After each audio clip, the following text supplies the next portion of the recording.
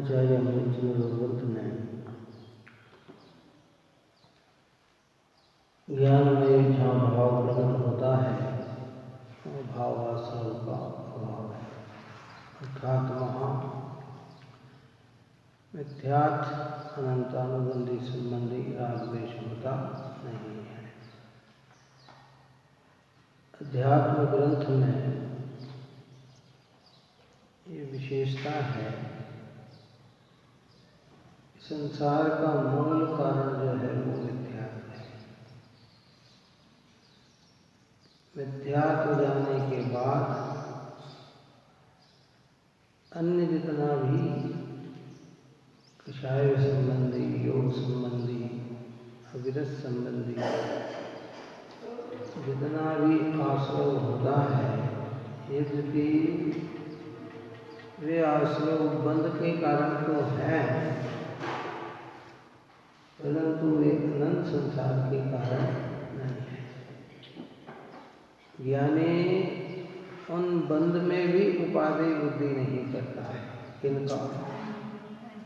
अगर किसी भी आश्रय में उपादेय बुद्धि हो तो भी आश्रय का सही स्वरूप समझ में आया नहीं और ज्ञानमय भाव प्रकट हुआ नहीं। आश्रय होना अलग है और आश्रय की उपादेय बुद्धि अलग है। धर्मी जीव की मिथ्या संबंधी आश्रय भी मिटा और आश्रय की उपादेय बुद्धि भी मिटी। अज्ञानी के मिथ्यात्व भी है और आश्रय में उपादेयपना भी है। इधर की बात समझ बात है क्या है? अज्ञानी मतलब कौन? जो शुद्धात्म तत्व से अपरिचित है, न्यायिक भाव को अनुभव नहीं लेता, ऐसा जीव अज्ञानी है। वो अज्ञानी राग को आत्मा भी मानता है और राग से अपना भला होना भी मानता है, उपादेयपना भी मानता है। अगर तीव्र कषायी है तो वो 5 इंद्रिय विषय भोग को उपादेय मानता है, उस संबंधी राग को उपादेय मानता है। और मंद कषायी है तो दया, दान, पूजा, भक्ति को उपादेय मानता है। बात ही समझ में नहीं आई। अगर जिनकी परिणति तीव्र कषाय रूप है, उनको सुख कहाँ दिखता है? कि 5 इंद्रिय के विषयों में, भोगों में सुख दिखता है। उन्हीं को श्रेष्ठ मानते हैं, अच्छे मानते हैं। दृष्टि में उसी में सुखत्वपना ढूंढते हैं, और मंद कषाई है तो उनसे हटने को मानते हैं। तो उपादेयपना तो कहाँ रहा,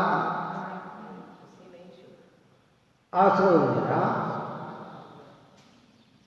इसलिए ऊपर में अपन ने कहा था ज्ञानियों को आश्रव होता है, लेकिन आश्रव संबंधी भूल नहीं।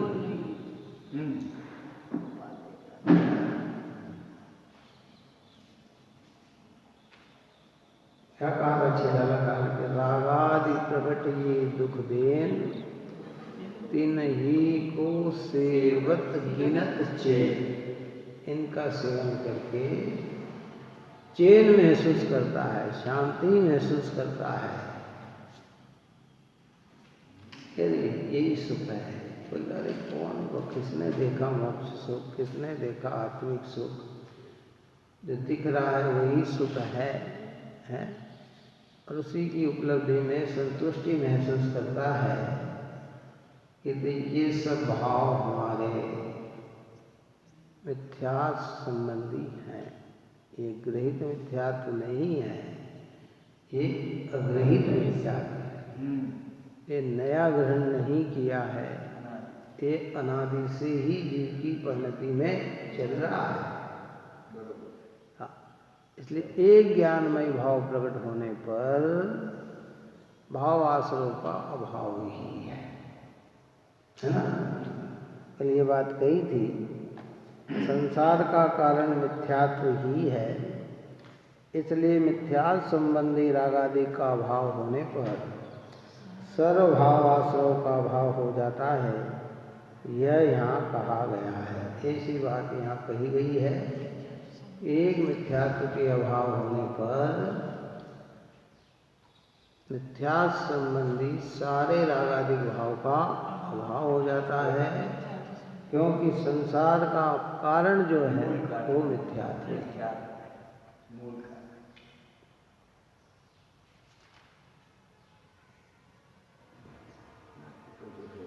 भीतर में ये बात उतरनी चाहिए क्या है। जब तक ये मिथ्या भाव हृदय में रहेगा, ज्ञान में भाव प्रकट नहीं होगा। जैसे शारीरिक रोग कोई सा भी होता है तो हमें उसे जड़मूल से दूर करने का भाव होता है। हम तो कहते बुखार आया तो ऐसी औषधि बन जाएगी, एक बार लेने पर दोबारा आएगी, है समझ। ऐसे यहाँ कह रहे हैं कि भाई जो संसार का मूल कारण मिथ्यात्व है, तो सम्यक ज्ञान की, सम्यक दर्शन की ऐसी औषधि हम लें कि फिर पुनः कभी मिथ्यात्व का जन्म हो ही नहीं।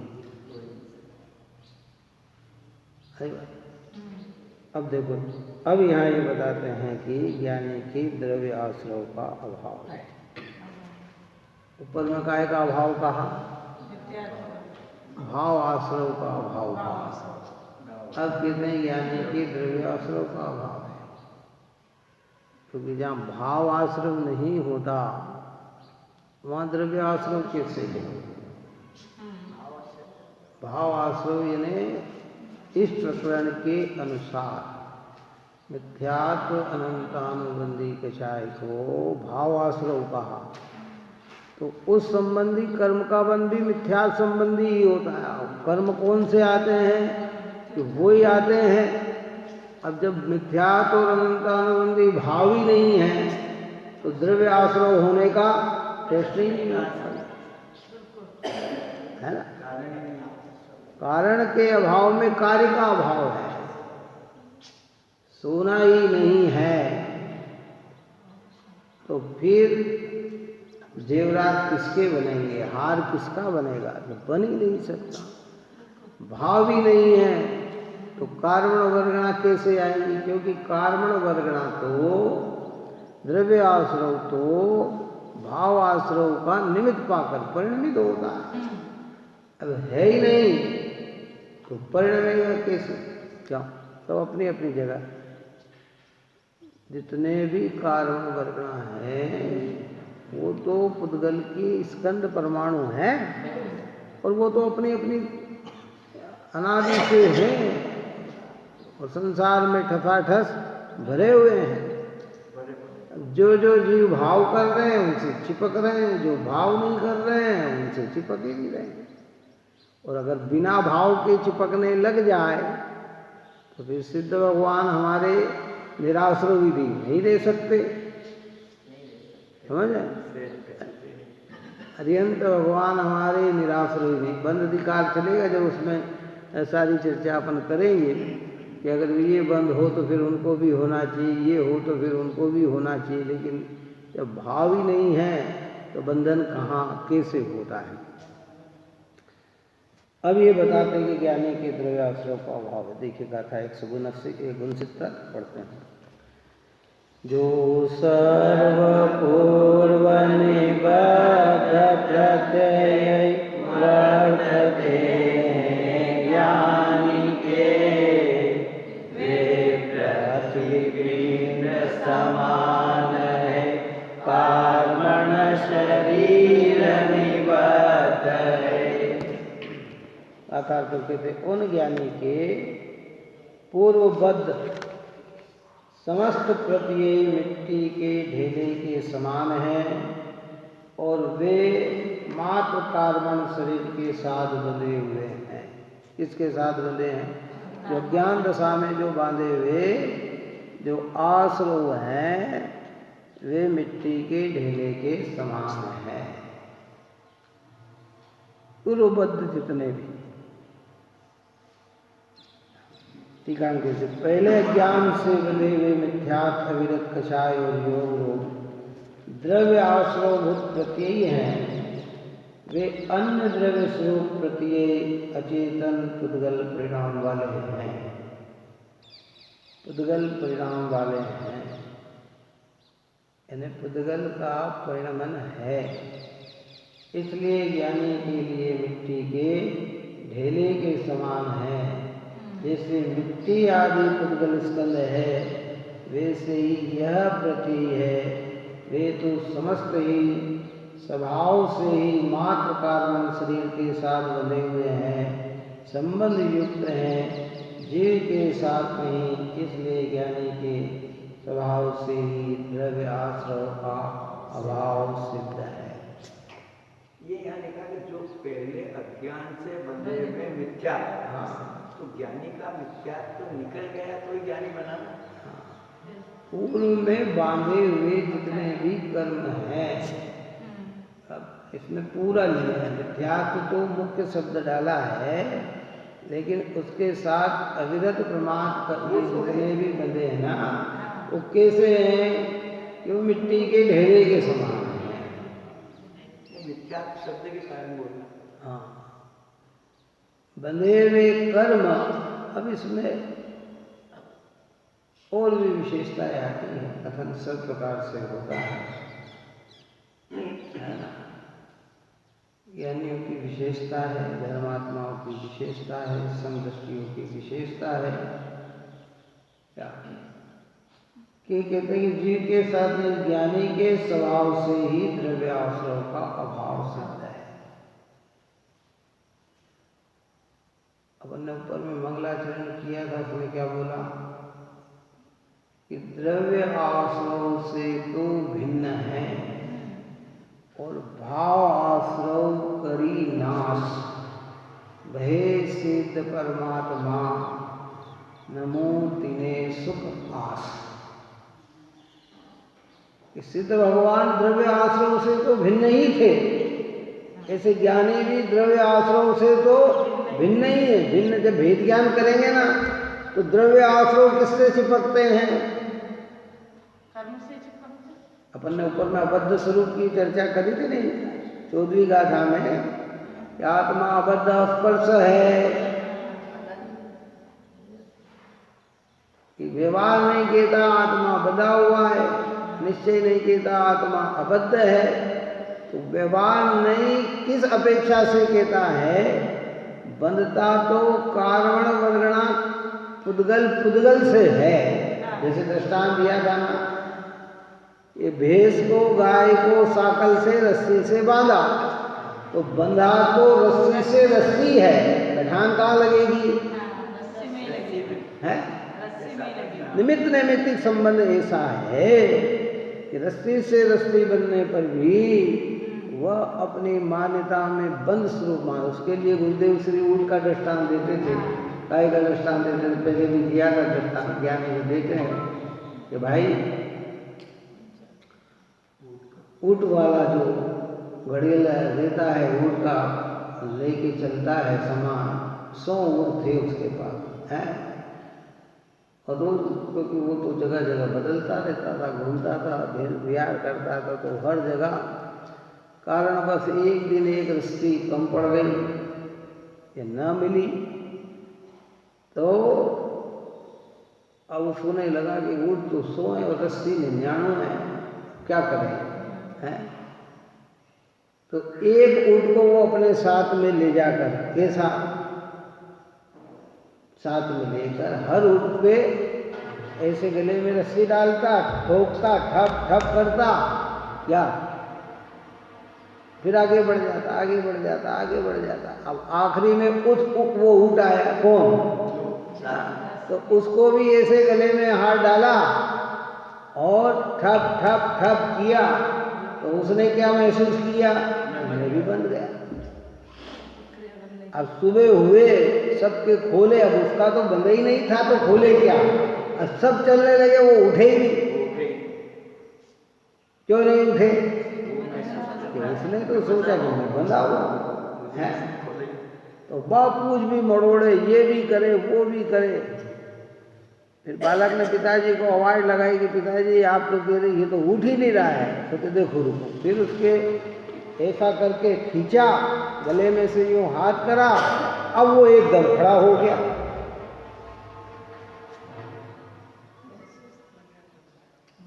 ये दृष्टि की अपेक्षा कथन है, समझना। ऐसे ही आप और हम, हमारे जिनेंद्र भगवान हमें बतलाते हैं, जिनवाणी माता ये हमें बताती है कि आत्मा तो स्वभाव से ही अबंधक रूप है, अबद्ध स्पर्श है। कर्म ने आत्मा को छुआ नहीं और आत्मा ने कर्म को छुआ नहीं। एक क्षेत्रावाई तो है पर एक रूप नहीं है। लेकिन हमने महसूस कैसा किया? क्यों कैसा महसूस कर रहे हैं? चलो बताओ। बंधे हुए बंधे हुए बंधे हुए बंधे हुए बंधे हुए बंधे हुए। तो कर्म कर्म से बनता है। तो ज्ञानी उन्हें क्या समझता है कि ये तो मिट्टी के ढेले के समान है।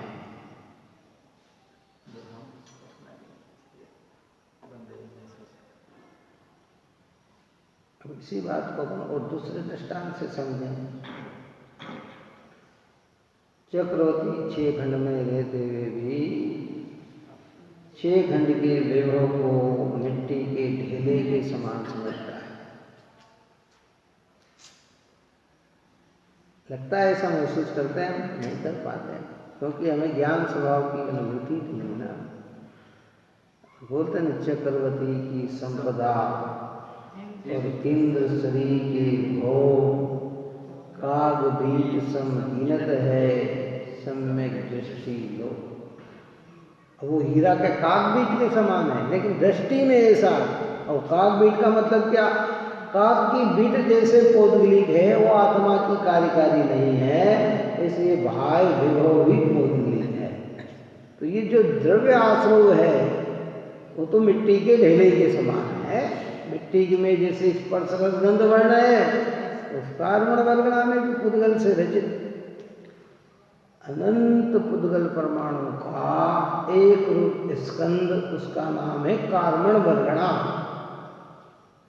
22 प्रकार की वर्गणा होती है, वर्गों से बनती है वर्गणा।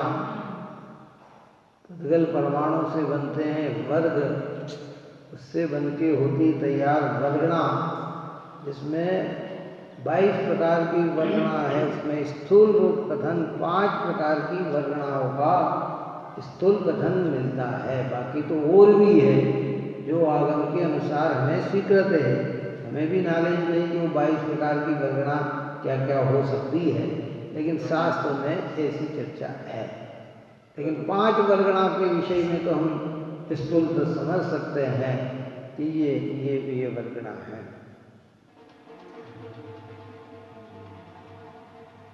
5 शरीर भी होते हैं और 5 वर्गणा भी होती है।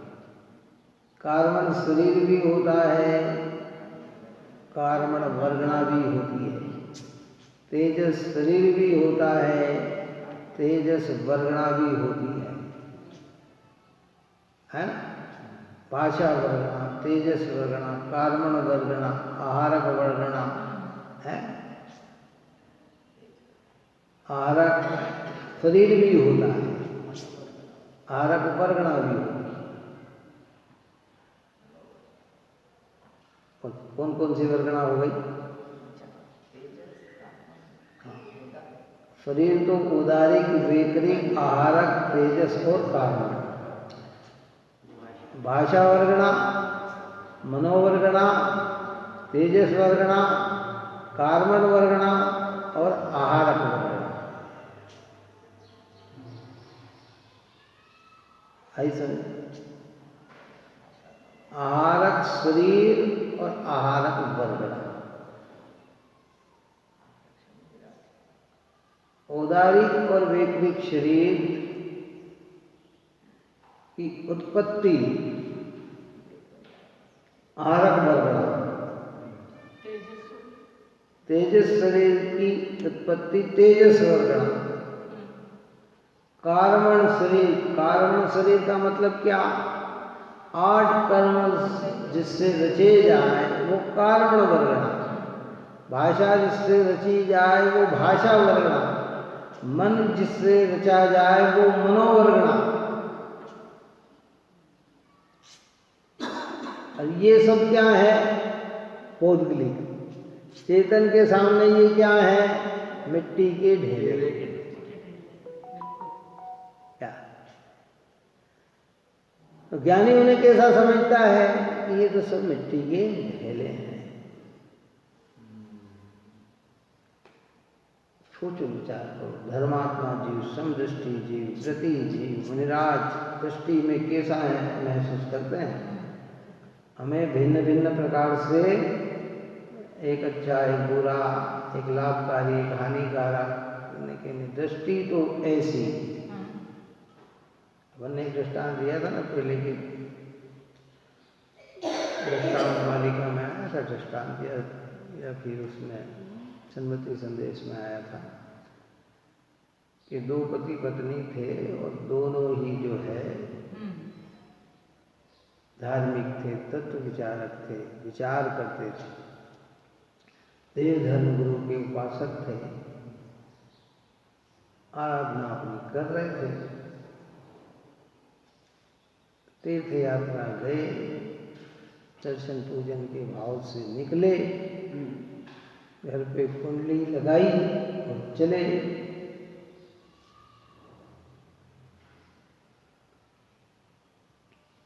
पति आगे चल रहा था, पत्नी पीछे चल रही थी। चलते चलते रास्ते में एक सोने की गिरनी या अरसदी पड़ी हुई मिली। पति ने देखा तो उसका विकल्प ये आया कि महिलाएं कमजोर होती है, कमजोर हृदय की होती है, इतने अच्छे उत्कृष्ट भाव से दर्शन करने आ रहे हैं, इसे देखकर कहीं भाव बिगड़ न जाए, तो उसने पांव से उस पर धूल डाल दी। क्या डाल दी? पांव से धूल डाल दी। अब ये प्रक्रिया किसने देखी? पत्नी ने देखी, दूर से देखी। आगे बढ़ते रहे, दर्शन पूजन हो गए, भक्ति हो गई, लौटते आ रहे थे। पत्नी ने पूछा क्यों, वो क्या कर रहे थे? तो कहते हैं कि मैंने सोने पे धूल डाली। पति क्या कहता है? तो कि तुमको तो सोने पे धूल डालते दिख रहे थे, मुझे तो धूल पे धूल डालते नजर आ रहे। बात ही समझ में नहीं। तुम्हें लग रहा था कि सोने पे धूल डाली, और मुझे क्या लग रहा है कि तुमने धूल पे धूल डाली है। धूल पे धूल का मतलब देखो, भारी दृष्टि से देखे ना तो जो धार्मिक जीव होता है वो पराये धन को धूल के समान ही समझता है। कैसा समझता है? जिस वस्तु का मैं मालिक नहीं हूं वो मेरे लिए धूल के समान है। कैसे है?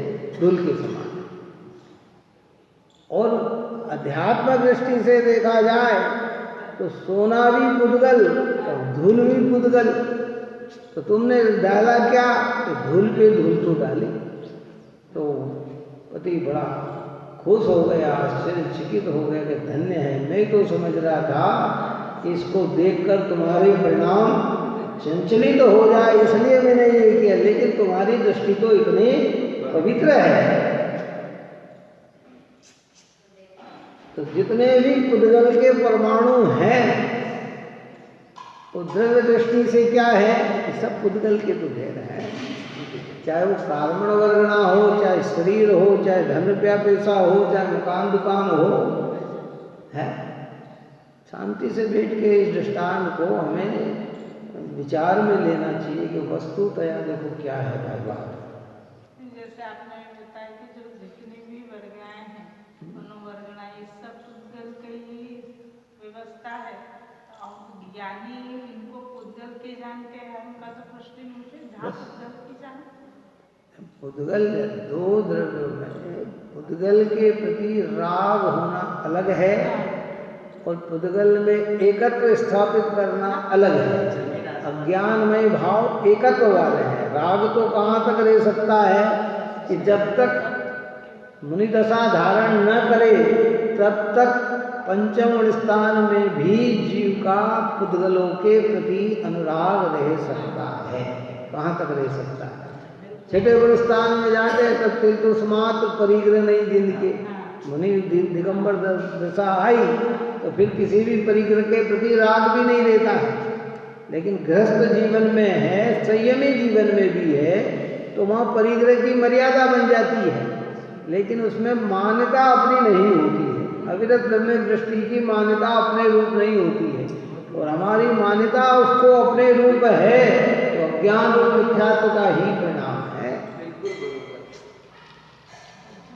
निमित्त रूप से जानते हैं तो वो जानते हैं कि ये सारा संयोग पूर्व कर्म का उदय है। पुण्य उदय सुख की बड़वारी, पाप उदय दुख होता पारा। जब पुण्य का उदय होता है तो बाहर की अनुकूलता के पुद्गल के परमाणु संयोग में आते हैं, और जब पाप का उदय होता है तो संयोग अनुकूल नहीं होता। एक व्यक्ति बहुत प्यासा, पहले तो प्रयत्न करके थक गया, पानी नहीं मिला, और जब वो फिर पानी जहाँ उसने प्रयत्न करके खोदा करा या कुछ भी करा या कहीं से पानी मिला तो एकदम खारा खट मिला। अब उसका उदय कैसा? पहले तो मिला नहीं और मिल गया तो कैसे? कि पहले तो संयोग मिले नहीं और कदाचित मिल गए तो विपरीत मिल गए, तो संयोग काय का है।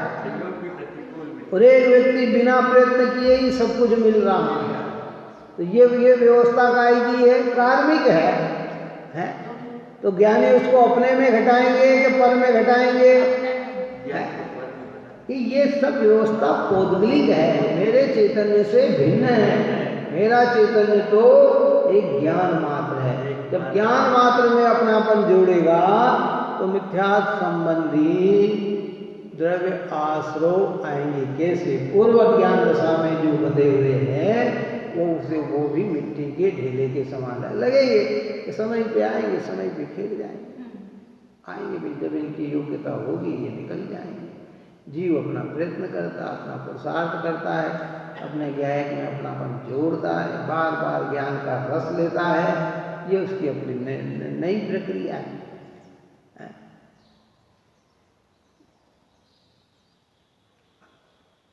समझने की बात है। देखो बाबा, ज्ञानी के जो पहले ज्ञान दशा में बंधे हुए मिथ्यात्वादी द्रव्य आश्रय प्रति हैं नहीं तो मिट्टी के ढेले की भांति पुद्गल जो पूर्व वन में बांध लिया पड़े हुए हैं, सत्ता में पड़े हुए हैं, तो कहते वो तो अब कैसे हैं कि मिट्टी के, क्योंकि अब निज ज्ञाय भाव के बल पर उनके उदय आने पर भी या उनकी निकटता में रहने पर भी वह उसका रस उसकी परिणति में आ सकता नहीं।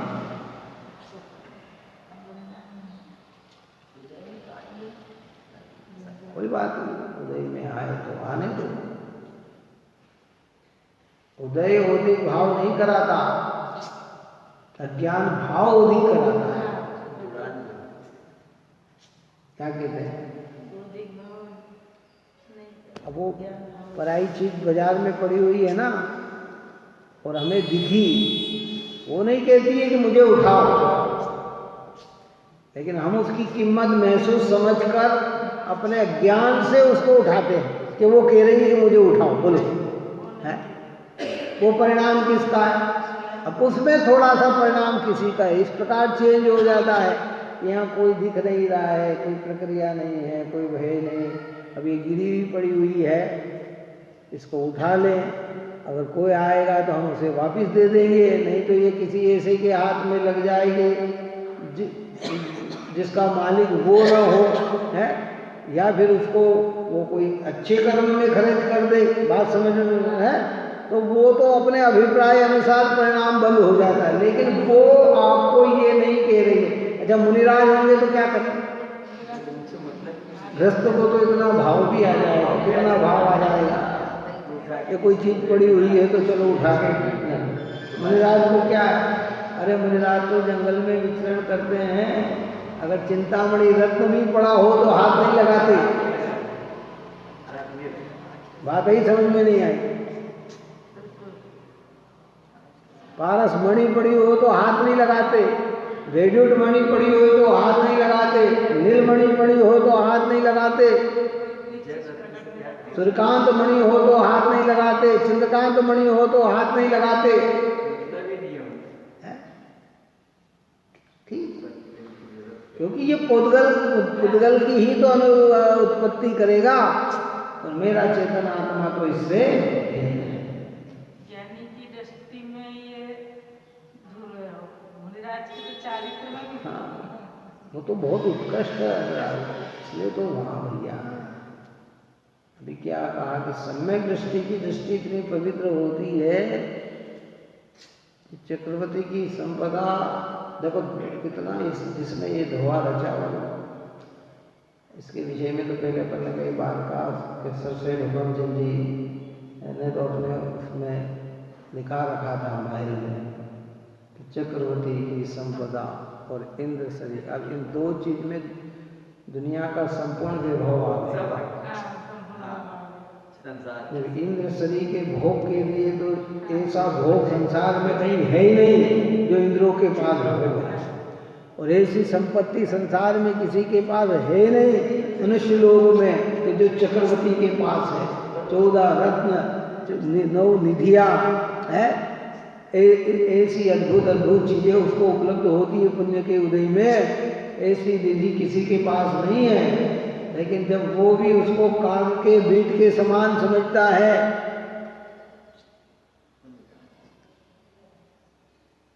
हमें दृष्टि का विषय है।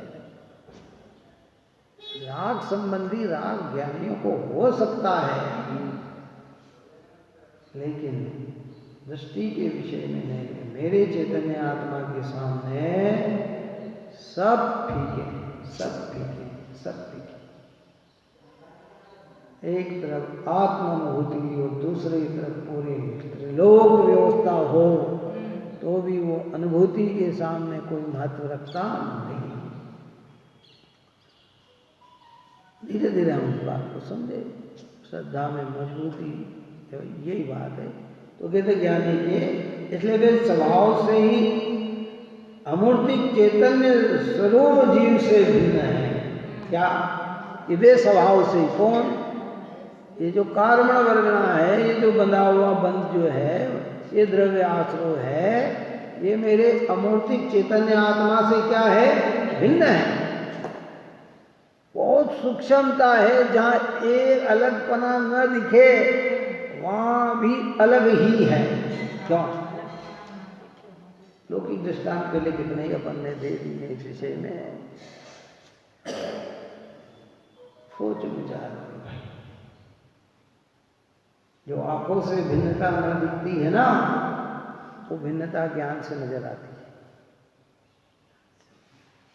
आंखों में तो बिल्कुल एक पना दिखता है, एक पना दिखता है, एक पना दिखता है, लेकिन वो कारण बनने पे भिन्नता प्रकट होती है।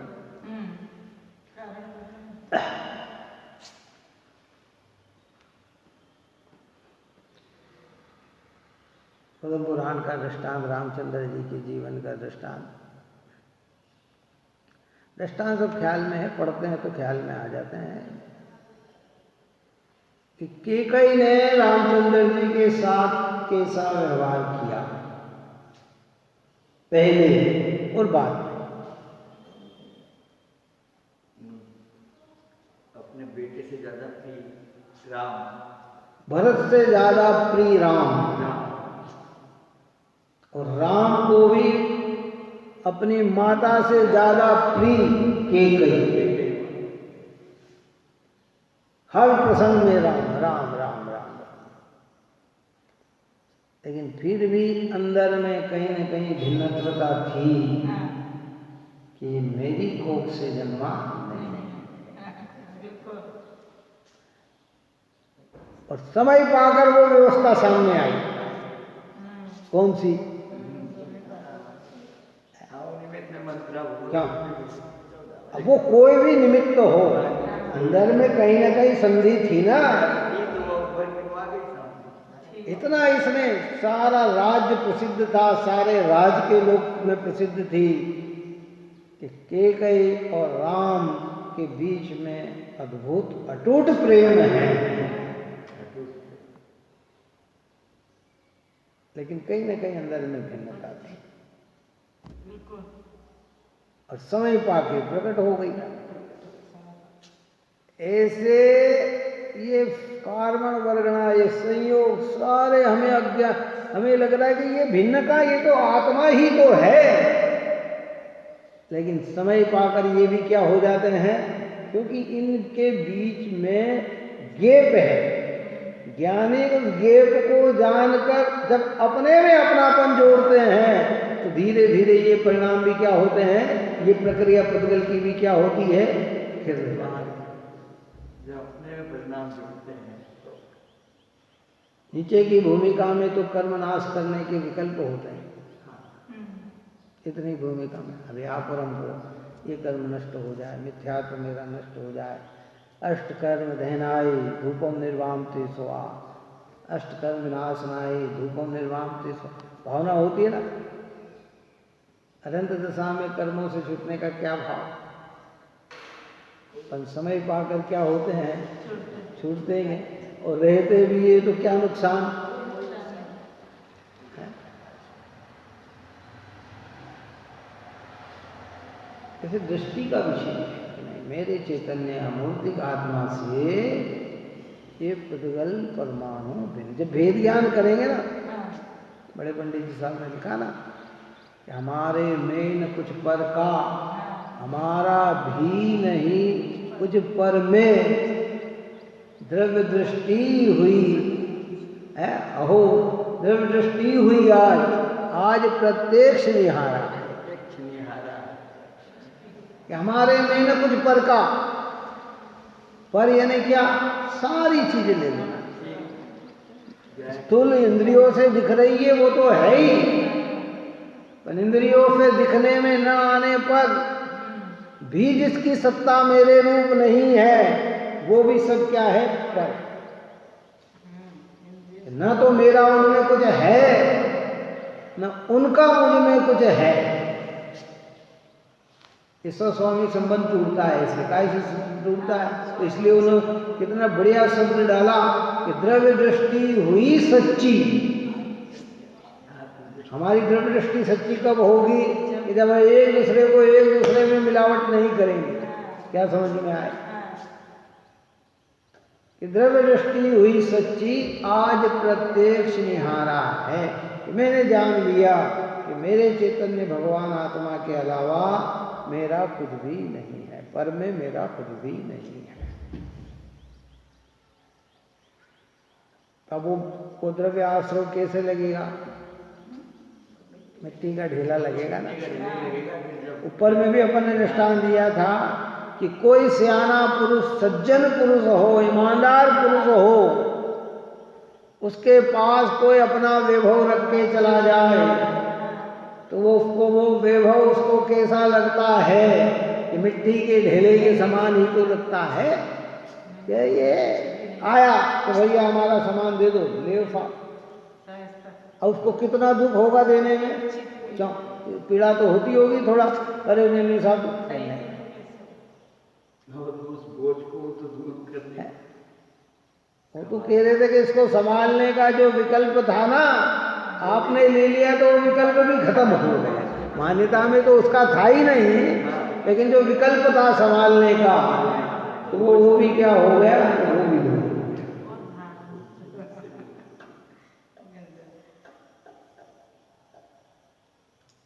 धीरे धीरे प्रयत्न करें इन सब चीजों का।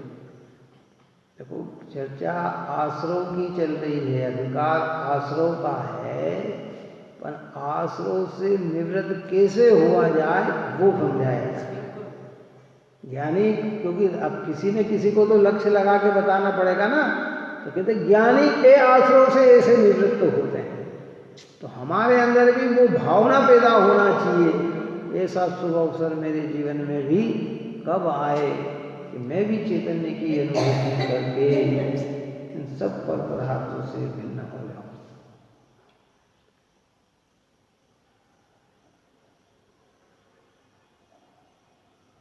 सुनने में बात अच्छी लगती है, लेकिन प्रैक्टिकल इसका बहुत कठिन है इतना। लेकिन करत करत अभ्यास से ये भी सहज होता है। सुनने में तो अच्छी लगती है, आपका पुद्गल है, पुद्गल सोना पुद्गल है, लोहा पुद्गल है, मिट्टी की ढेले हैं, लेकिन महत्ता हमें काय की आ जाती है, उसी की आ जाती है। तक मेरे को द्रव्य दृष्टि कर लो।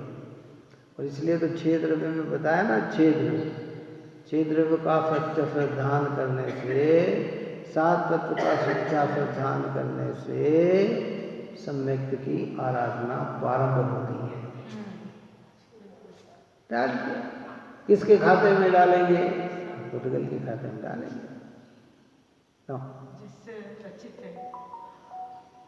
अभी एक नई मशीन आई, नोट गिनने की मशीन तो आई, लेकिन सिक्के गिनने की मशीन आई। हाँ, अभी सिक्के की आई थी, कल किसी ने भेजी मेरे को व्हाट्सएप पे। उसके अंदर 20 का, 10 का, 5 का, 2 का, 1 रुपए का, कितना सब सिक्के एक साथ मिला दो और खटका दबाओ तो 1 वाले में 1, 5 वाले में 5, 10 वाले में 10, 2 वाले में 2, 20 वाले में 20, सब सिक्के उसकी गिनती है। और जितने जितने गिरते जा रहे हैं कंप्यूटर से तत्काल गिनती आती चली जा रही है। बात समझ में आ रही है कि उसकी गिनती आ रही है। बस यही तत्व ज्ञान भेद ज्ञान है। जिस आपकी खतौनी में वो खत जाना चाहिए कि जीव का क्या है, अजीव का क्या है, आश्रव क्या है, बंधन क्या है, संवर क्या है, निर्जरा क्या है, मोक्ष क्या है? प्रक्रिया सब हो रही है, लेकिन और अपन न भी समझेंगे ना तो भी भगवान के ज्ञान में तो वही है। अपन अगर न भी समझेंगे तो भगवान के ज्ञान में क्या, अपन इसको चेतन मान लेंगे तो क्या भगवान इसे चेतन कहेंगे? हैं? बताओ, हैं? वो तो पुद्गल का कार्य पुद्गल में है। अब जड़ में इतनी प्रक्रिया हो जाए, जैसे रोबोट कहते हैं, कंप्यूटर कहते हैं, लैपटॉप कहते हैं, मोबाइल कहते हैं, कि वो सब प्रश्नों का समाधान कर दे तो ज्ञान की तो इनको बनाने वाले ज्ञान की ताकत कितनी है, बात ही समझ में नहीं। इन सब का आविष्कार ज्ञान से हुआ है, बिना ज्ञान के इनका आविष्कार नहीं हो गया। तो वो ज्ञान जब ज्ञान में लगे तो कैसा आविष्कार हो सकता है कि वो पूर्ण केवल ज्ञान हो सकता है, वो अरिहंत सिद्ध परमात्मा हो सकता है, भगवान हो सकते हैं। इसलिए आश्रव अधिकार में आश्रव से निवृत्त की चर्चा, काय की चर्चा, और आश्रव का स्वरूप समझना। हे मोहराग देश, अपना चैतन्य अपने ख्याल में न आए, अपने चैतन्य में अपना एकत्व बना स्थापित न हो, अपने चैतन्य के हम स्वामी न बने, वर्तती हुई परिणति ज्ञाता भाव न आए, कर्ता भाव बना रहे, भोक्ता भाव बना रहे, तो कहते हैं अज्ञानमय परिणाम, और इससे मिथ्या संबंधी आश्रव है ना, जो घोर संसार के कारण है। और अपना ज्ञान अपने को अपना भाषे और परद्रव्य अपना ना भाषे, तो भाव आश्रव का अभाव और अज्ञान दशा में जो हमने बांधे थे वे भी ज्ञानी को कैसे लगने लग जाते हैं कि मिट्टी के ढेले के समान।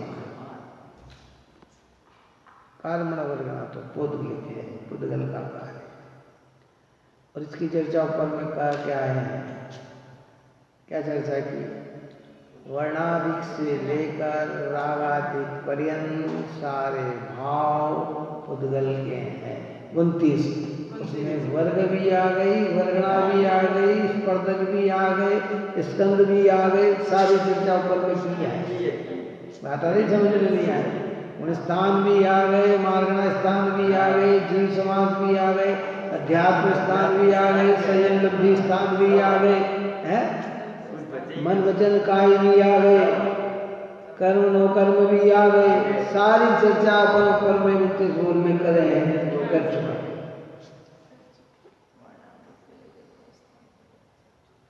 प्रयत्न करना यहाँ, घबराना नहीं, ना समझ ही समझ बनता है, अज्ञानी ही ज्ञानी बनता है। कौन? जितने भी ज्ञानी हुए हैं तो कोई जन्म से ज्ञानी थोड़ी हो गए, जन्म का मतलब अनादि से हो, जन्म का मतलब भगवान तीर्थंकर तो जन्म से ही ज्ञानी होते हैं, गर्भ से ही ज्ञानी रहते हैं, आई हुई अवस्था से ही ज्ञानी रहते हैं। बात अनंत जो बड़े क्षेत्र के तीर्थंकरों की बात है वो तो वहीं से ज्ञानी रहते हैं, पर वो एक पर्याय के ज्ञानी हैं, क्या समझ में आए? लेकिन अनादि की अपेक्षा से देखा जाए तो जीव क्या है? अज्ञानी ही है, वो अज्ञानी ही ज्ञानी बनेंगे। तीर्थंकर भगवान महावीर का जीव कहाँ से भ्रमता हुआ सिंह की पर्याय में जाके ज्ञानी हुआ। ऐसे है हम भी बार बार बार बार हुआ वो करें, भेद ज्ञान करें, स्वाध्याय करें, चिंतन करें, मनन करें, उपयोग को एकाग्र करें, है। और जब ये चीज समझ में आने लग जाती है तो मेरा चैतन्य आत्मा जीव, बाकी सब उद्गल, जड़ कहो, उद्गल कहो, अजीव कहो, कि सब उसके खाते में चले जाते हैं। इसलिए अथवा बंध अथवा संबंध पुद्गलमय कारण शरीर के साथ, ये चिन्मय जीव के साथ नहीं। इसलिए ज्ञानी के द्रव्य आश्रव का अभाव तो स्वभाव से ही है, और ज्ञानी के भाव आश्रव का अभाव होने से द्रव्य आश्रव नवीन कर्मों के आश्रव के कारण नहीं होते। इसलिए दृष्टि से भी ज्ञानी के द्रव्य आश्रव का अभाव। अब वो जो कर्म वर्गणा पड़ी है ना, वो नए भाव उत्पन्न कराने की योग्यता उसमें नहीं है।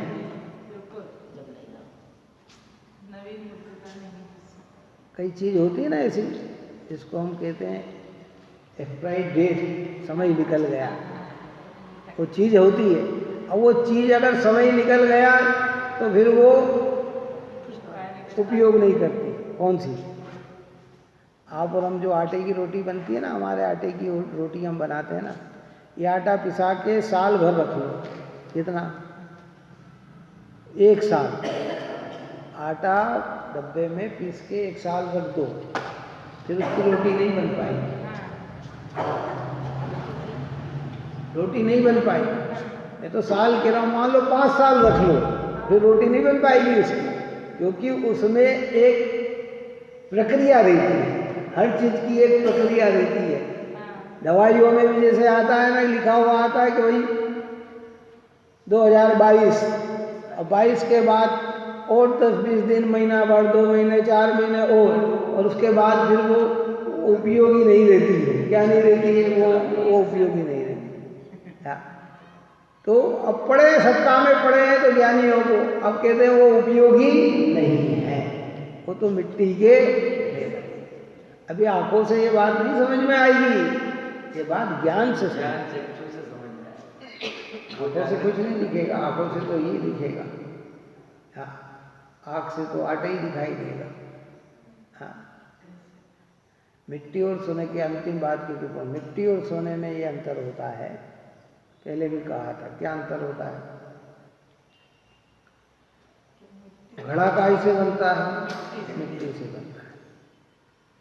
मिट्टी से घड़ा बनने के बाद वो घड़े को तोड़कर पीस दो और फिर उसमें घड़ा बनाना चाहो तो नहीं बनता है। और सोने को तोड़ के गला दो और फिर पुनः बनाना चाहो तो वो बन जाए। अब ये उसमें योग्यता है कि नहीं? कौन किसने डाली ये योग्यता? सोना बार बार टूटता है और फिर जुड़ जाता है। क्या हुआ? अच्छा, हार बना लिया, पसंद नहीं आया, कि गजरे बना लिए, पसंद नहीं आए, कि बार बार करो तो सोना सोना ही रहेगा, उसमें योग्यता है। और मिट्टी में पावर नहीं है कि वो वापस क्या बन जाए, क्योंकि अब वो परमाणु कैसे हो गए? अयुग। ऐसे ज्ञानियों के ज्ञान वैभाव के सामने जो जड़ कर्म पड़े हुए हैं, जो दोबारा पुनः रागादि को उत्पन्न करा दे, ऐसी योग्यता नहीं, ऐसी योग्यता नहीं। हरी बात समझ में नहीं आती। नहीं साहब, वो हो सकते नहीं हो सकते, क्योंकि मिथ्यात्व अनंतानुबंधी का कारण अगर कोई बनेगा तो अनंतानुबंधी कषाय बनेगी, वो रागाधिक में एकत्वपना बनेगा, वो परद्रव्य में स्वामित्वपना बनेगा। और जब वो भाव ही नहीं है तो फिर उस क्वालिटी का कर्म का बंधन कैसे होगा? इस प्रकार की चर्चा की। इसी के अर्थ रूप में आगे कलश कहेंगे। आप और हम सभी जीव निरंतर चैतन्य आत्मा की दृष्टि बनाकर पवित्र देव शास्त्र गुरु की आराधना में बने रहें और अपने परिणाम को निर्मल बनाए। यही मंगल कामना